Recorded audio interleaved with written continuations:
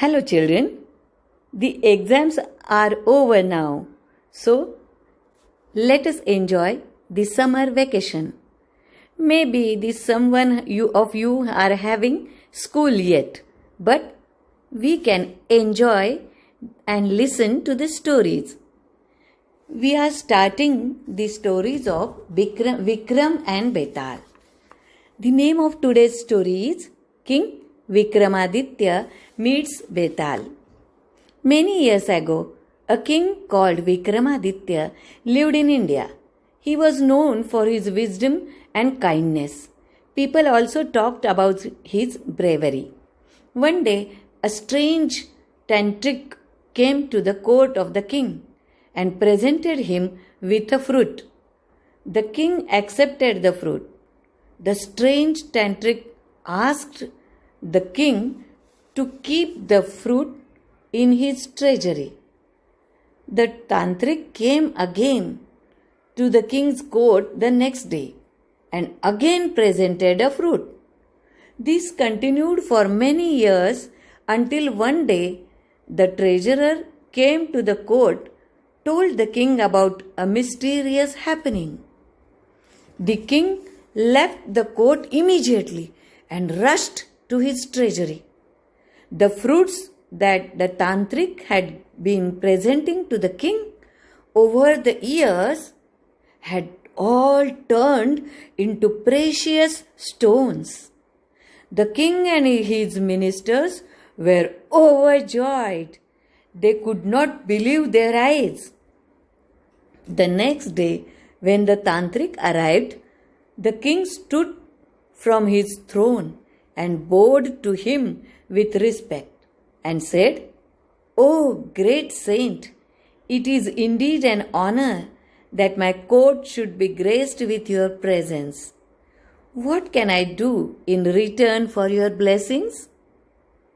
The tantric said, "My blessings shall always be with you, wise king, but there is something that I must ask you to do." The great king had never turned away anyone who came to his court seeking his help. He agreed to fulfill Tantric's wish. The Tantric said, "Deep in the forest, where most people fear to go, there is a peepal tree on which hangs the body of a dead man. You must bring me that dead body. I have to offer that corpse to the goddess for her blessings. You must go to the forest alone on the next new moon night." The king started for the Pandabanaranya forest at once. As directed by the tantric, he began looking for the peepal tree that stood in the center of the forest. It was dark inside the forest, but Vikramaditya was brave. He moved on. The night set in, and there was no moon in the sky. The king approached the peepal tree with a sword in his hand. Skulls, skeletons, and bones were scattered on the ground under the tree. From a distance, the king saw the dead body. It was thin and white as chalk and hung upside down from a branch. The king climbed the tree. With great effort, he dragged the corpse through the branches and climbed down from the tree. He then put the corpse around his shoulders and began walking towards home. Suddenly, the dead body began laughing. It was a ghost. The king was shocked, but he was not scared. He calmly continued his journey. The ghost asked, "Who are you?"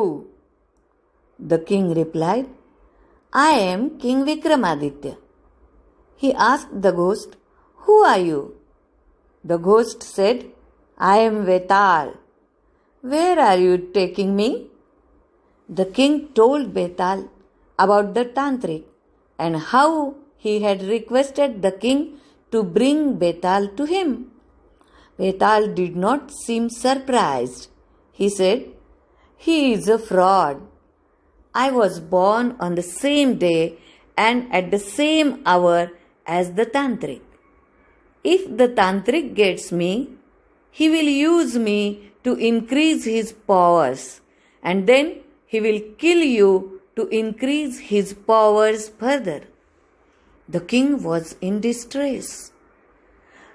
"I have already promised the tantric that I would bring you to him.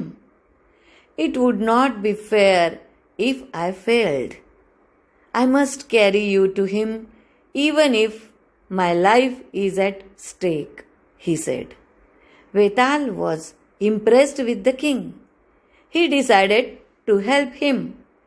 He said, "All right then, I will tell you a story at the end of which I will ask you a question. If your answer is wrong, I will come with you. But if you answer it correctly, I will fly back to the tree. However, if you choose to be silent, your head will burst into flames. Do you agree?" Betal knew that the wise king will always know the answer and he will never lie. Vikramaditya had no choice but to agree. Betal began to tell a story. Children, you are also eager to know this and listen to the story of Betal, isn't it? But let us wait for tomorrow. Goodbye till then. Hello children.